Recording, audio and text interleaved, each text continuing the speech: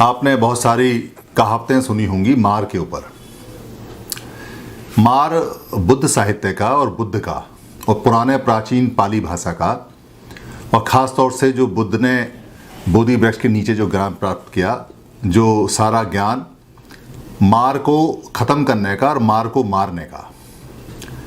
इसलिए मार जो शब्द है वो बहुत प्राचीन है, और मार के इतने सारे मुहावरे हैं, वो सारे बुद्ध के समय के प्राचीन हैं और पाली भाषा के हैं और भारत के ओरिजिनल हैं, वो बदलने नहीं सकते। इससे आपको ये अंदाज़ा हो जाएगा कि कितना बड़ा साहित्य बुद्ध का रहा और कितना बड़ा पाली का क्षेत्र रहा और कितना बड़ा ज्ञान रहा कि वो आज की सारी जितने मुहावरे जितनी भाषाएं उसके अंदर आता है। क्योंकि पाली जो आज की भाषा है वो कन्वर्ट होकर आज की डेट में उसको हिंदी के नाम से बोला जाता है।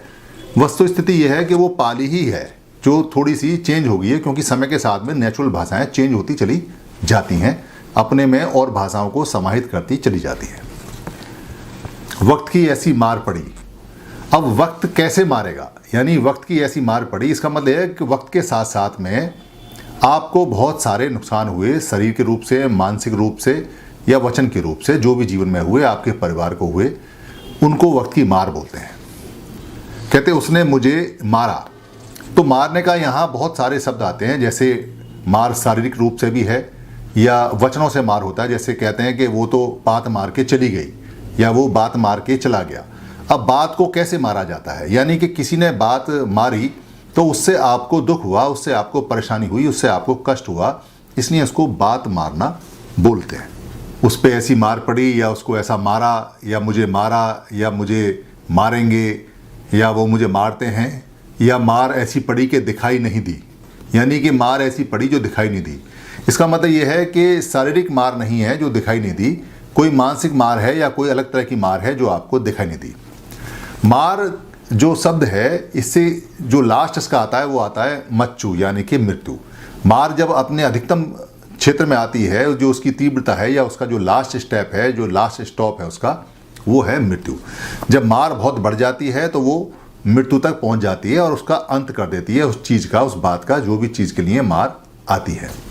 और जो अमर हो जाता है, इसका मतलब है कि मार से वो परे हो जाता है, मार के क्षेत्र से परे हो जाता है। इसका मतलब कोई भी दुख या कोई भी नेगेटिव चीज़ उस पर असर नहीं करेगी, वो अमर हो गया। अमर व्यक्ति का जीवन भी खत्म होता है, यानी कि कोई व्यक्ति जैसे अमर हो गया, इसका मतलब ये नहीं है कि वो मृत्यु को प्राप्त नहीं होगा या उसका शरीर खत्म नहीं होगा। अमर का मतलब ये है कि अब वो मार के क्षेत्र से बाहर है। अब जितनी भी बुराई हैं वो बुराई उस पर असर नहीं करेंगी, अब वो दुख में नहीं पड़ेगा, अब वो दुख में नहीं आएगा, अब वो दुख से परे है। जितने भी पुराने भिक्खु या पुराने जो लोग थे, जो साधक थे, और या बुद्ध की बात कहें या अरहत की बात कहें या भिक्खुणी की बात कहें, तो वो सब मार से परे होते थे और उन सबको अमर बोलते थे। जो अमर तत्व है, जिसको अमृत बोलते हैं संस्कृत भाषा में, या अमर तत्व है।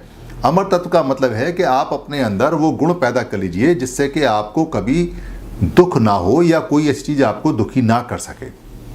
अगर ऐसा ज्ञान, ऐसी नॉलेज या ऐसा प्रैक्टिस आप अपने अंदर पैदा कर लेते हैं, जैसा बुद्ध ने किया, भिक्खु ने किया, अरहत ने किया, जो लोग करते हैं, तो फिर कोई भी बुराई आपको मार नहीं सकती, तो आप अमर हो जाएंगे और ये अमर तत्व आपको प्राप्त होगा। और जब अमर तत्व आपको प्राप्त होगा तो आप अमृत, यानी आज की भाषा में कहें कि अमृत हो गए, तो आप अमृत प्राप्त कर लेंगे। यानी कि जो अमृत है या अमर तत्व है वो आप जीते जी प्राप्त कर सकते हैं। बाद के दिनों में इसको ऐसा कह दिया कि जो अमर है वो कभी मरेगा नहीं, जो अमृत है उसे पीने के बाद कभी मरेगा नहीं। ये बात ठीक है कि मरेगा नहीं का मतलब आता है कि वो बुराई उसके ऊपर नहीं आएगी, मगर इसका मतलब ये नहीं है कि वो अपने शरीर को हमेशा जीवित रखेगा। शरीर तो प्राकृतिक नियम जैसा शरीर में बना हुआ है, उसमें बूढ़े होने का फोल्डर होता है, उसमें मृत्यु का फोल्डर होता है, वो तो खत्म होना ही होता है। ये तो प्रकृति का नैसर्गिक सिद्धांत है कि एक वर्जन को ख़त्म होना होता है ताकि उसका नेक्स्ट अगला वर्जन, डेवलप वर्जन आ सके। आप थोड़ा बहुत उसकी स्पीड को कम कर सकते हैं। बुराइयां अगर आप ख़त्म कर देंगे तो आपकी आयु बढ़ जाएगी। आप अगर अच्छे काम करेंगे तो आपकी आयु बढ़ जाएगी। आप अच्छा सोचेंगे तो आपकी आयु बढ़ जाएगी। आप अच्छा खाएंगे, अच्छी हवा में सांस लेंगे तो आपकी आयु बढ़ जाएगी। आप अगर किसी को नुकसान नहीं पहुंचाएंगे तो आपके मन में कोई कष्ट नहीं आएगा, तो आपकी आयु, आपकी उम्र बढ़ जाएगी। ये छोटा मोटा बढ़ाने का घटाने का तो हो सकता है, मगर ऐसा नहीं हो सकता कि आप जीवन भर जिंदे रहें और मरे ना। ये इम्पॉसिबल बात है, क्योंकि मैटर का जुड़ना और मैटर का चिपकना, शरीर का बनना और बिगड़ना, ये प्राकृतिक रूप से बहुत करोड़ों सालों में जाके इसका सिस्टम डेवलप हुआ है जो उसके अंदर चलता है। आप होल्ड कर सकते हैं, रोक सकते हैं, मगर इसको अंत में जाना ही होता है। अगर कोई व्यक्ति, बुद्ध जैसा व्यक्ति अगर अपनी मृत्यु को रोक भी लेता है तो अपने शरीर को बूढ़ा होने से नहीं रोक सकता। इसलिए बुद्ध भी बूढ़े होते चले गए और लास्ट में उन्होंने अपनी मृत्यु की फाइल खोल ली और वो 3 महीने के बाद मृत्यु को प्राप्त हो गए, यानी शरीर को ख़त्म कर लिया। तो यहाँ जो मार है, अगर आप ध्यान से देखेंगे तो जैसे शर्म के मारे मर गया। अब शर्म के मारे मरना क्या होता है? कोई शर्म के मारे मर गई, इसे तो क्या बोलते हैं, शर्म मार गई। या किसी को इज्जत की मार देते हैं कि ये तो बेइज्जती की मार है या इज्जत की मार है। किसी को कहते हैं कि इसको जरा भी हया नहीं है, हया का मतलब शर्म ही होता है। तो ये मार के बहुत सारे रूप होते हैं। जैसे बातों की मार मैंने आपको बताया, क्रोध की मार होती है, जैसे क्रोध ने उसको मार दिया, या उसको लालच ने मार दिया, या उसको तन्हाई ने मार दिया, या उसको बहुत ज़्यादा पैसा मिल गया उसने मार दिया, या वो बहुत ज़्यादा काम के मारे मर गया, या उसके पास बिल्कुल काम नहीं है मर गया। यानी कि ये जो मार है, मार बेसिकली विस्तृत रूप है बहुत सारी बुराइयों का। एक बुराई को भी मार कह सकते हैं और बहुत सारी बुराइयों के समूह को भी मार कहा जा सकता है। इसलिए मार प्राचीन शब्द है जो पाली भाषा का शब्द है और आज भी इसको सब जगह इस्तेमाल होता है धड़ल्ले से। हालांकि आज की डेट में ऐसा बोलते हैं, मार का मतलब है किसी ने डंडे से मारा या गोली से मारा या चाकू से मारा, उसको मार बोलते हैं। मगर मार सारी बुराइयों के लिए आता है। जो अट्ठगाथा है पहली वाली, जिसके अंदर मार से लड़ाई होती है बुद्ध की, बैसाख पूर्णिमा की रात को। बेसिकली बैसाख पूर्णिमा की रात को जब बुद्ध ये संकल्प करते हैं कि अब मैं इस पीपल के पेड़ से तब उठूंगा जब मैं अपनी सारी बुराइयों को ख़त्म कर लूँगा और ये पता कर लूँगा कि दुख कैसे आता है और कैसे काम करता है। यानी कि वो अपने दुख जो उनके शरीर में है उसको देखना चाहते हैं कि ये कैसे वर्क करता है, क्यों हम दुखी होते हैं, क्या कारण है, ये निकलता कैसे, आता कैसे, जाता कैसे। इसलिए वो तपस्या कर रहे हैं, विपश्यना कर रहे हैं, साधना कर रहे हैं, मेडिटेशन कर रहे हैं, अपने शरीर में एक ही चीज़ को देख रहे हैं। जब वो देखते हैं तो ये पाते हैं कि शरीर के अंदर बहुत सारी बुराइयां शरीर में आ गई हैं। लालच है, घृणा है, क्रोध है, ईर्ष्या है, आलस है, ये इतने तरह की बुराइयां हैं। ये सारी बुराइयां, काम वासना है, सारी बुराइयों ने दुख पैदा किया हुआ है। इन बुराइयों को निकालने के लिए वो दृढ़ संकल्प हैं और वो इन बुराइयों को निकाल रहे हैं विपश्यना के थ्रू, यानी विपश्यना से, साधना से, तप से। अब इसको कैसे निकालते हैं, ये अगर आप विपश्यना में जाएंगे तो सीख जाएंगे कि ये कैसे निकलती हैं। निकल जाती हैं, क्योंकि मैंने भी विपश्यना बहुत बार की है और मैं करता भी हूँ। तो मैं आते हुए भी देखता हूँ और जाते हुए भी देखता हूँ कि बुराई कैसे आती है, कैसे जाती है। अच्छाई शरीर के अंदर होती हैं, अच्छाई बाहर से नहीं आती। यानी कि अगर आप बुराइयाँ निकाल देंगे सारी तो अच्छाइयाँ पहले से ही शरीर के अंदर मौजूद होती हैं। जैसे एक छोटा बच्चा होता है, वो बिना बुराई के साथ पैदा होता है तो वो हमेशा हंसता रहता है, खेलता रहता है। बड़ा होता है तो बुराइयाँ आती रहती हैं, उसकी हंसी बंद हो जाती है। जैसे जैसे बड़ा होता है उसकी हंसी रोने में बदल जाती है। तो अच्छाइयों के साथ मनुष्य पैदा होता है, जानवर भी अच्छाइयों के साथ पैदा होते हैं। बुराइयाँ उनको ढक लेती हैं। आप बुराइयों को निकाल देंगे और बुराई नहीं आने देंगे, अच्छाइयाँ पूरे शरीर में कब्जा कर लेंगी, पूरे शरीर में अच्छाई हो जाएंगी। तो बुद्ध अपने शरीर में जब बुराइयाँ निकालते हैं तो सारी बुराइयाँ मिलकर ये कहती हैं, वो मार के नाम से चली जाती हैं कि हमको मत निकालो, यानी बुराई अपने निकालने का प्रतिरोध करती हैं। ठीक ऐसे ही जैसे कोई व्यक्ति को बहुत ज़्यादा क्रोध आता है और उसको कहा है कि तुम क्रोध मत करो, मगर जब उसको क्रोध आता है तो वो ये भूल जाता है कि क्रोध कैसे ना करें। मगर उसको अगर याद दिला जाए तो वो कुछ ना कुछ बहाना ढूंढता है और अपने क्रोध पे काबू और कंट्रोल करने की कोशिश करता है। तब उसको बड़ी परेशानी होती है, क्योंकि क्रोध को या कोई ईगो है या कोई आलस है या कोई लालच है। जैसे किसी को बहुत ज़्यादा लालच है कि पैसा कमाना है और उसको कहा कि अपने लालच को कंट्रोल रखो, तो उसे बड़ी परेशानी महसूस होती है शरीर के अंदर। उसके शरीर का ब्लड प्रेशर बढ़ जाता है, टेम्परेचर बढ़ जाता है, वो बीमार हो जाता है, उसके कहीं ना कहीं दर्द होना शुरू हो जाता है, उसके चेहरे टेढ़े मेढ़े होने शुरू हो जाते हैं, चेहरे लाल होना शुरू हो जाता है, आँखें उसकी लाल होनी शुरू हो जाती हैं। क्योंकि वो जो बुराई है वो कहती है कि हमको करो, हमें बढ़ाओ। क्योंकि बुराई अगर शरीर पर कब्जा नहीं करेगी तो वो शरीर को मार नहीं पाएगी, यानी मृत्यु तक नहीं पहुंचा पाएगी। और मृत्यु तक पहुंचाने का उसका काम है, वो शरीर को मृत्यु तक पहुंचाना चाहती है जल्दी से जल्दी। इसलिए बुराई जो है वो मृत्यु की एजेंट है, यानी बुराई मृत्यु को लेके आती है। अगर बुराई नहीं आएगी तो मृत्यु के आने में देर होगी। इसलिए वो कोशिश करती है कि जल्दी जल्दी अपना काम खत्म करे और जल्दी जल्दी मृत्यु तक मनुष्य को पहुंचा दे या जानवर को पहुंचा दे। इसलिए ये सारी बुराई को मार कहा गया है, इसको मार के नाम से जाना जाता है। तो मार बहुत तरह की होती है, हजारों तरह की मार होती है, जो भी बुराई है उसको मार कहा गया है। इसलिए पुराने मुहावरों में मार शब्द बहुत ज़्यादा प्रचलित है। यहाँ जो बुद्ध ने जब मार को परास्त कर दिया, क्योंकि मार जो होती है उसको एक नाम दिया गया, देवपुत्र मार, यानी कि देवपुत्र मार उसका एक नाम दिया गया, और उसको गिरी मेखलंग जो हाथी है उस पर चढ़ा हुआ दिखाया गया कथा कहानियों में, और उसके आसपास में बड़ी सेनाएं दिखाई गई जो मार बहुत ज़्यादा होती हैं। बेसिकली खंड मार होती है, खंड मार होती है जो 5 स्कंद होते हैं हमारे, उसकी 5 स्कंद का मतलब है जो नाक, कान, जो हमारी आंखें हैं, जो हमारा मुंह यानी जीभ है, जो हमारी स्किन है, ये 5 स्कंद मार होती हैं। इनसे हम बहुत सारी चीज़ों को ग्रहण करते हैं जो मृत्यु का कारण बाद में बनती हैं और जो हमारे तृष्णा का यानी क्रेविंग का मार्ग खोलती हैं। एक होती है कलेश मार। कलेश मार जो होती है वो इन्हीं से मिलकर बनती है, जो आसपास का वातावरण पूरा नेगेटिव हो जाता है, उसको कहते हैं चारों तरफ क्लेश फैला हुआ है, कलेश फैला हुआ है। ये तो घर में कलेश कर दिया इसने, ये तो क्लेश करता रहता है, ये तो क्लेश करती रहती है, उसके घर में तो कलेश हो रहा है, उसके घर में तो कलह हो रही है, यानी कलह क्लेश जो वातावरण होता है एक उसकी मार होती है। आदमी वहाँ अच्छा खासा भी जाएगा तो वहाँ जाके बीमार हो जाएगा। किसी ऐसी जगह आप जाओगे जहाँ कलेश ही कलेश हो, जैसे कोई अस्पताल है जहाँ सारे रो रहे हों, आप वहाँ चले जाओगे तो आप वहाँ हंस नहीं सकते, आपको उसका असर आ जाएगा, उसको कलेश मार बोलते हैं। एक होता है अभिसंखार मार, यानी जो संखारा होता है उसकी मार होती है जो बर्थ के समय आता है। बर्थ के समय जो संखार आते हैं शरीर के अंदर, उनकी मार होती है जो निकल आती है। आप अच्छे बने फिर भी अगर आपको लगता है कि आपको संखारा आपके अंदर है तो वो आपको बीमार कर देगा, बीमारी आ जाएगी या आप मारे जाओगे, जिसको आज की डेट में जेनेटिक डिसीज बोलते हैं। यानी कि ये पहले से ही बर्थ के साथ में आती है, इसको बोलते हैं अभिसंखार मार। संखारा यानी कि फॉर्मेशन ऑफ कोड के रूप में ये डायरेक्ट बॉडी के अंदर पहले से ही जन्म के समय आ जाती है। एक होती है मच्चू मार।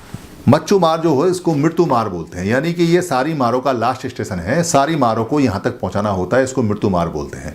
हर मार का काम एक ही है कि आपको मौत के घाट उतारना है, आपको मारना है। जितनी बुराई हैं उन सब का एक ही काम है कि आपको कैसे ही ना कैसे बीमार करके आपको मारना है, ख़त्म करना है, ये उनका वर्क है, यही इसके लिए वो जानी जाती हैं। एक होती है देवपुत्र मार। देवपुत्र मार पूरी सेना जब एक साथ आती है, ये उसका फील्ड होता है, उसको देवपुत्र मार के नाम से जाना जाता है। ये सारे नाम यहाँ रखे गए हैं और यही जानकारी करके बनाए गए हैं जो बुद्ध ने खोजी और बुद्ध ने देखे। देवपुत्र मार के यानी कि मार की सेना के 10 अंग होते हैं, 10 हिस्से होते हैं। सबसे पहला उसका होता है कामाते पठमा सेना। पठमा माने पहला और सेना माने काम, यानी काम वासना की सेना पहला होता है। काम वासना का मतलब है कि जो आपके शरीर के अंदर इनपुट आते हैं, जिनको सेंसेस बोलते हैं। सेंसेस 5 तरह के होते हैं और छठा आपका मन होता है। ये सेंसेस जो इनपुट ले लेते हैं जिससे राग और द्वेष पैदा होता है, जिससे आपको क्रेविंग आती है, जिससे आपको चाहिए चाहिए चाहिए या आपको नहीं चाहिए नहीं चाहिए, जिससे आपको लालच आता है, ग्रीड आता है या घृणा आती है, वो पहला का पहला जो स्कंद है, यानी पहला जो समूह है इन 5 चीज़ों का। जैसे बहुत ज़्यादा खाना चाहिए आपको, या स्मेल अच्छी चाहिए, या स्किन के टच अच्छे चाहिए, या आँख को हमेशा अच्छे दृश्य चाहिए, या जो आपका जीभ है उसको अच्छे स्वाद चाहिए, या मन को हमेशा अच्छा अच्छा चाहिए। ये पहला फील्ड है सेना का जिसमें आपको चाहिए। दूसरा है द्वितीय अर्ति बुच्चति। द्वितीय अर्ति बुच्चति यानी कि अर्ति क्या है? द्वितीय अर्ति है जो बताया जाता है। अर्ति का मतलब है रति, यानी आप मार को दूर करना चाहते हैं, मार को हटाना चाहते हैं, बुरी आदतों को हटाना चाहते हैं, और बुरी आदतें आपको हटाने नहीं देती हैं, वो आपको अरति पैदा करती हैं, यानी कि उसमें रत ना रहो ऐसी स्थिति पैदा करती हैं कि आप उससे दूर भागो। अरे साधना क्यों कर रहे हो, मेडिटेशन क्यों कर रहे हो, विपस्सना क्यों कर रहे हो, क्यों शराब छोड़ रहे हो, क्यों सिगरेट छोड़ रहे हो, क्यों जुआ छोड़ रहे हो, क्यों चोरी छोड़ रहे हो, क्यों हत्या छोड़ रहे हो, अरे इससे फ़ायदा है, ये बहुत बढ़िया है। ऐसे करके मन आपको समझाएगा और उसमें अरति में लेके आएगा ताकि आप विपस्सना साधना मेडिटेशन में या अच्छी बातों में रत ना रहें। तो ये मार का काम है कि मार आपको अच्छे काम नहीं करने देगा, चाहे आप कुछ भी करें। इसलिए आपको दृढ़ संकल्प होना पड़ेगा कि मार जब भी कोई बुरा काम हो तो मार आपको कहता है कि इसे कर, तो आपको समझ जाना चाहिए कि मार हमें अच्छा काम करने के लिए रोक रहा है। ततिया खुप्पी पासा पते। ततिया जो है वो खुप्पी पासा पते है। खुप्पी पासा का मतलब है, खुप्पी और पासा बोलते हैं प्यास को, और खुप्पी बोलते हैं क्षुद्रा को, यानी कि भूख को। जो तीसरी है वो है भूख प्यास। जब शरीर के अंदर भूख और प्यास लगती है, फिर अच्छे बुरे का सेंस काम नहीं करता, मार उस पर हावी हो जाता है, यानी बुराई उस पर हावी हो जाती है। एक भूखा प्यासा जानवर भी कोई भी गलत काम कर सकता है। मुझे एक कहानी या किस्सा याद है। एक व्यक्ति को कुत्ते पालने का बहुत शौक था। उसने 10-12 कुत्ते घर में पाले हुए थे, और कुत्ते बड़े उसके वफादार थे। इतने वफादार थे कि उसकी तरफ अगर कोई भौंके तो वो उसको जान से मार दें या काट खाएं। उसके घर के आसपास कोई आने की हिम्मत भी नहीं करता था। एक बार वो कहीं बाहर गया कुत्तों को बंद करके, और वो वहाँ फंस गया, और 4 दिन तक वो नहीं आ पाया। 4 दिन बाद जब वो आया, उसे कुत्तों की बड़ी याद आई, और उसने जैसे ही गेट खोला, कुत्तों ने उसको फाड़ के खा लिया। यानी भूख और प्यास से उनको मालिक का, नौकर का, या उनका करुणा का, या सारे सेंस उसके कंट्रोल हो गए, और कुत्तों ने उस मालिक को फाड़। ये मैंने कहानी पढ़ी है, और ये रियल स्टोरी है। आप अगर नेट पर चाहें तो ढूंढ लें उसको। तो यानी कि जानवर भी जो भूख प्यास है उसमें मार के अधीन हो जाता है, मार उस पर कब्जा कर लेती है। मनुष्य की तो बात ही दूसरी है। इसलिए मनुष्य को देखना चाहिए कि जब भूख और प्यास लगे तो उसकी बुद्धि, उसका ज्ञान कैसे काम करता है, और मार उसको कैसे अपने कंट्रोल में करता है। चतुर्थी तृणा पवुच्यति।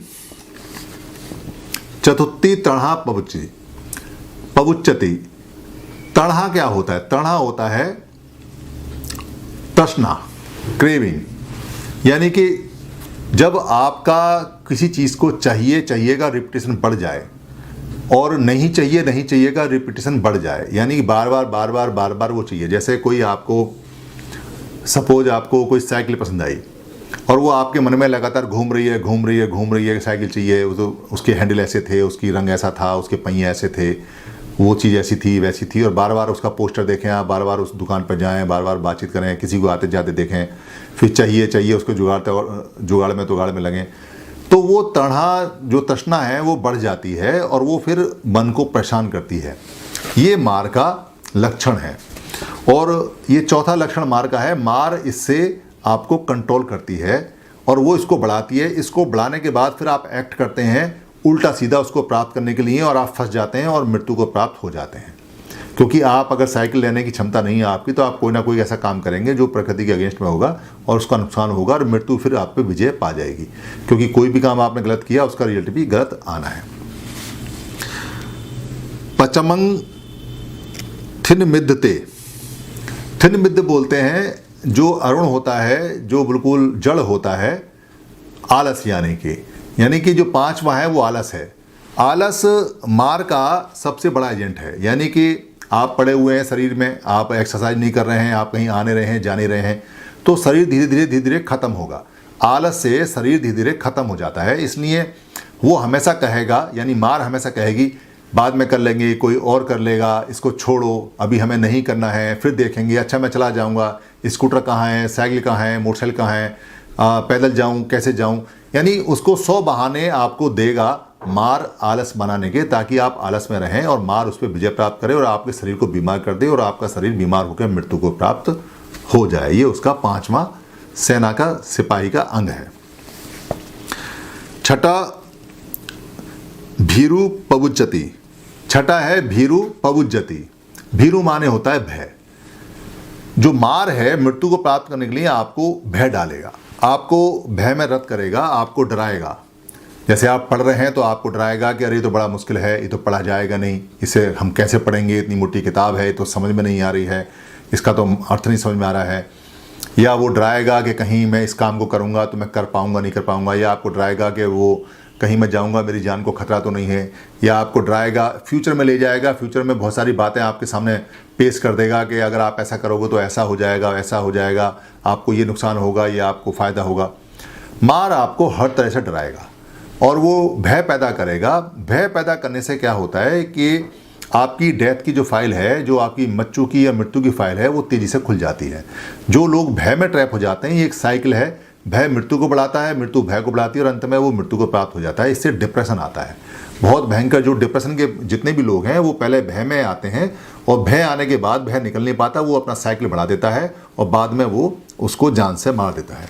भारत में ऐसे बहुत सारे मरीज हैं जो मृत्यु यानी मृत्यु के संस्कार में भय के अधीन आए हुए हैं और भय से इतने ज़्यादा भयभीत हैं कि वो अपनी मृत्यु या अवसाद और डिप्रेशन के निकट हैं। विपश्यना साधना भय को और डिप्रेशन को जड़ से ख़त्म कर देता है, ये बुद्ध ने बताया है और मैंने भी खुद चेक करके इसको देखा है। सप्तमी विचिकित्सा तय, यानी जो 7वां उनका सेना का अंग है वो है विचिकित्सा। विचिकित्सा को बोलते हैं, वैसे तो विचिकित्सा भी बोलते हैं इसको, विचिकित्सा इसका पाली का नाम है। विचिकित्सा का मतलब है संदेह करना, यानी कि आप अपनी मेहनत पे, अपनी एजुकेशन पे, अपनी विद्या पे, या जो बुद्ध ने बताया हुआ रास्ता है, जो जीवन के लिए रास्ता है, अगर आप उस पर शंका करते हैं तो वो बार बार शंका में डालेगा। वो कहेगा अरे नहीं, ये रास्ता ठीक नहीं है। वो बार बार आपको, यानी मार जितनी भी है, बुराई शरीर की जितनी भी है, वो कहेंगे अरे इससे तो कुछ नहीं होने वाला है, विपश्यना साधना से क्या होगा, अरे ये तो कुछ नहीं है, बैठे बैठे रहने से कुछ नहीं होगा। ऐसे करके वो आपके मन में संदेह डालेगा, ऐसे करके वो आपके मन में डाउट डालेगा और डाउट डालने का बाकायदा पूरा पूरा प्रोसेस भी देगा। यानी आपका माइंड, आपके मन आपका खुद ये कहेगा कि ठीक नहीं है, ऐसा नहीं होगा, ये तो बेकार चीज़ है, ऐसा तो कुछ नहीं है। इसको विचिकित्सा बोलते हैं। और अगर एक बार वो संदेह उसने डाल दिया और उस पर वो काबिज हो गया और आपके मन में ये बात उसने रख दी कि ये बेकार है, संदेहास्पद है, फिर आप उस रास्ते तक नहीं पहुँचेंगे क्योंकि आप संशय में आ गए और वो रास्ता बंद हो जाएगा और मृत्यु फिर आपको कब्जे में ले लेगी। ठीक ऐसे ही जैसे आप जंगल में जा रहे हैं सीधे रास्ते और कोई आदमी ये कहे इधर मत जाना, इधर तो बड़ा गहरा अंधेरा है, गड्ढा है, शेर भी है, सांप भी है, अजगर भी है, और आप उसके कहने पे उस रास्ते को छोड़ के दूसरे रास्ते पर चले जाएं जहां वास्तव में गड्ढा है, सांप है, अजगर है और शेर है। ये ठीक ऐसे ही मन आपको बार बार विचिकित्सा में डालता है। जो लोग विपश्यना साधना करते हैं वो विचिकित्सा को अच्छी तरह से जानते हैं। मक्खो थम्मो ते अठमो, मक्खो थम्बो ते अठमो। मक्खो थम्बो का मतलब होता है कि दूसरे को डाउन करना, गर्व और अभिमान और घमंड के रूप में रहना। यानी कि आपको गर्व है, घमंड है या अभिमान है अपनी ताकत के ऊपर या अपने ऊपर या अपने विचार के ऊपर या जो आप कर रहे हो उसके ऊपर। ये एक मार का पॉजिटिव साइन है जो आपको देता है, अंत में उसको निगेटिव पहुंचा देता है। यानी गर्व करना, घमंड करना अच्छा हो सकता है, मगर ज़्यादा घमंड और घमंड जब करते हैं तो ओवर कॉन्फिडेंट हो जाते हैं और ओवर कॉन्फिडेंट में हम अक्सर मात खा जाते हैं और मृत्यु के हाथ में हो जाते हैं। जैसे कोई स्कूटर चलाने वाला या साइकिल चलाने वाला या बाइक चलाने वाला कोई बच्चा है जो 17-18 साल का है, नौजवान, और वो बाइक चला रहा है और बाइक चलाते उसको ये घमंड और गर्व हो जाए कि मैं तो बहुत अच्छी बाइक चलाता हूँ, एक टांग पर चलाता हूँ, एक हाथ छोड़ कर चलाता हूँ, टेढ़ी भी चलाता हूँ, आड़ी भी चलाता हूँ, उल्टी भी चलाता हूँ, सीधी भी चलाता हूँ, और वो इस तरह से गाड़ी चलाए और गाड़ी चलाते कहीं एक गड्ढा आया या कंकड़ आया और वो गाड़ी पलटी और वो मर गया। आपको जो घमंड है, जो आपको गर्व है, उस गर्व ने आपकी जान ले ली। कहने को तो पॉजिटिव हो सकता है मगर अनंत वो निगेटिव साबित होता है और वो आपको मृत्यु के द्वार तक पहुंचा देता है और इस प्रकार वो कामयाब हो जाता है आपको मृत्यु के द्वार तक पहुंचाने में, आपको मारने में। इसलिए ये उसकी सेना 8वीं है जिसमें वो इस तरह से मारता है। बहुत सारे लोग हैं जो घमंड से और गर्व से ख़त्म हो जाते हैं, कोई ढंग का काम ही नहीं करते, उनको गर्व और घमंड बहुत ज़्यादा इस बात का रहता है। लाभो श्लोको सक्कारो, लाभो श्लोको सक्कारो, यानी कि जो प्रसिद्धि है, जो लाभ है और जो सत्कार है, ये एक पॉजिटिव साइन है कि जब आपको लाभ और सत्कार या आपको प्रसिद्धि मिलती है तो आप इसको कैसे लेते हैं। मगर अगर ये डिसीज बन जाए, ये बीमारी बन जाए, जैसे मैंने ये वीडियो बनाई और मुझे ये एक बीमारी हो जाए कि मेरी वीडियो को बहुत सारे लोग देखें, बहुत सारे लोग इस पर कमेंट करें, बहुत सारे लोग इसको लाइक करें, बहुत सारी जगह मेरा मान सत्कार हो, प्रसिद्धि हो, और ये मुझे नीड बन जाए और बार बार मुझे चाहिए और बहुत ज़्यादा चाहिए, तो अनंत ये मुझे मार देगी। क्यों मार देगी? क्योंकि ये मेरी भूख बढ़ती जाएगी और जब ये बढ़ती जाएगी और मुझे उतना नहीं मिलेगा तो मुझे दुख होगा। वो लाभ और वो सत्कार और वो जो प्रसिद्धि है वो मुझे कम मिलेगी या नहीं मिलेगी, तो उससे मेरा जो मन है वो मर जाएगा, मैं मायूस हो जाऊंगा और मायूस होने के बाद में अनंत में मृत्यु के हाथ में चला जाऊंगा, मेरी सेहत खराब हो जाएगी।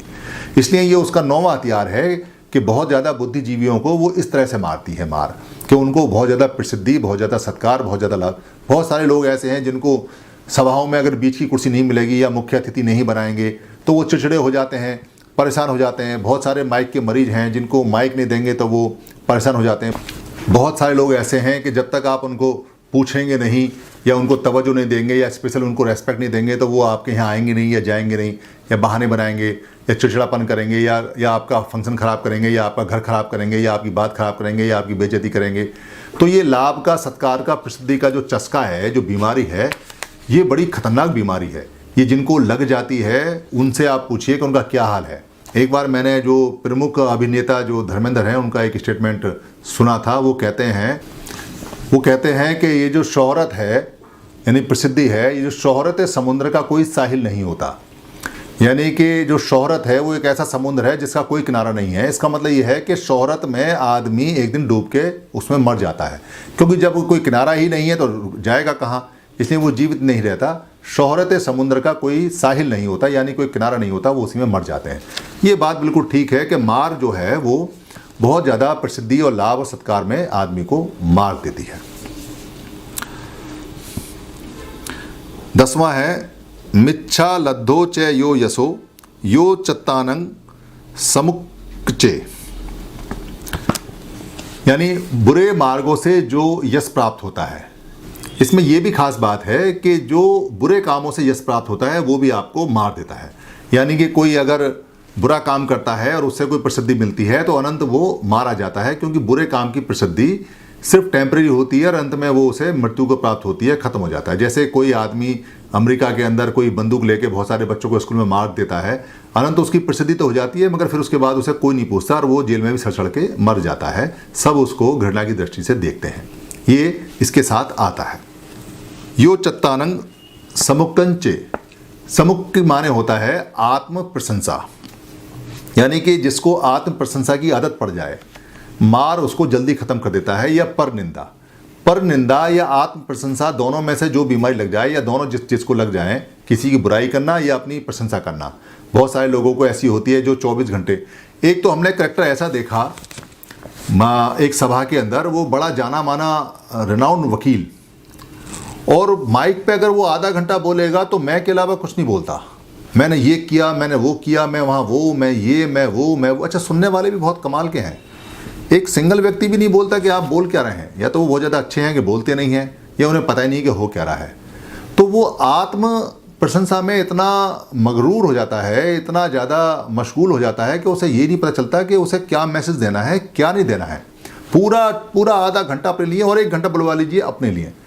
तो यह पर निंदा, एक हमने ऐसा देखा स्पीकर जिसको सिर्फ दूसरों की बुराई के अलावा और कोई काम ही नहीं, उसने ये किया, उसने ये किया, अपना उसने कुछ नहीं बताया कि वो क्या करना चाहता क्या नहीं।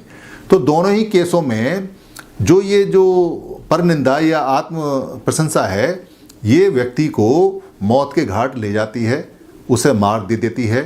ये मच्चू का यानी कि मृत्यु के सारे एजेंट हैं, डेथ के एजेंट हैं।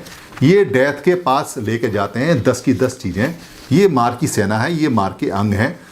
अगर आप किसी उसमें देखेंगे जो पिक्चर है मार की बुद्ध के साथ में, तो आप उसमें देखेंगे कि किस तरह से आती है। मार की 3 कन्याएं भी होती हैं, यानी कि जो कहानियों में बताया गया है वो मार की 3 कन्याएं भी हैं। वो कौन सी हैं? तृष्णा, एरति और राग। यानी तृष्णा है, एरति है और राग है। एरति भी मैंने आपको बताया है, तृष्णा भी बताया है और राग भी बताया है। ये तीनों मार की पुत्रियों के नाम से जानी जाती हैं।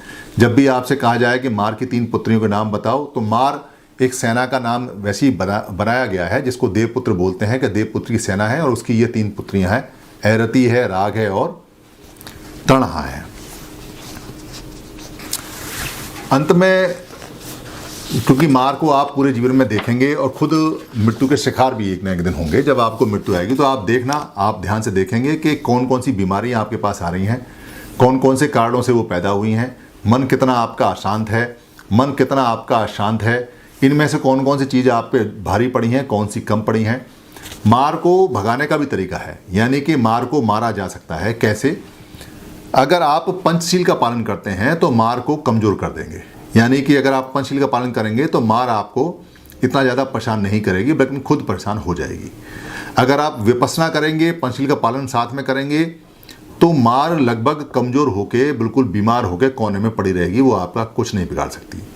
और अगर आप कहीं अरत हो जाते हैं तो फिर तो आपने मार पे जीवन प्राप्त कर लिया, आपने मार को मार दिया। मार फिर आपके अधीन और कंट्रोल में आ गई। आप जब चाहें जब अपनी मृत्यु को प्राप्त हो जाएं, जब चाहें जब आप जो चाहें वो करें, फिर आपके अधीन रहता है। बुद्ध ने मार को कंट्रोल कर लिया था और बार बार जो मार है वो बुद्ध के पास आता था और रिक्वेस्ट करता था कि अब आपने बहुत जीवन जी लिया है, अब आप मेरी बात मानो और अब मृत्यु को प्राप्त हो जाओ। कई बार ऐसा कहा, मगर हर बार बुद्ध ने ये मना कर दिया कि अभी नहीं, अभी मेरा जो भिक्खु संघ है, जो धम्म है, वो मैंने अभी पूरी तरह से फैलाया नहीं है। फिर लास्ट में मार आता है और वो कहता है कि अब आपका भिक्खु संघ भी पूरी तरह से तैयार है, अब आप क्या बोलते हैं मृत्यु को प्राप्त हो जाइए। और उसने निवेदन किया। तब बुद्ध ने कहा कि ठीक है, मैं 3 महीने बाद मृत्यु को प्राप्त हो जाऊंगा, मार की रिक्वेस्ट पर। ऐसी मार की रिक्वेस्ट बुद्ध जैसे लोग ही कर पाते हैं। आप भी मार को कंट्रोल कर सकते हैं, मृत्यु को कंट्रोल कर सकते हैं अगर विपස්සना साधना करें तो। मार बहुत इंपॉर्टेंट फैक्टर है, क्योंकि जितना धम्म और जितना बुद्ध है उतना ही मार भी है। मार को कम करके हाँका नहीं जा सकता। पॉजिटिव एनर्जी के साथ में बराबर की नेगेटिव एनर्जी हमेशा रहती है।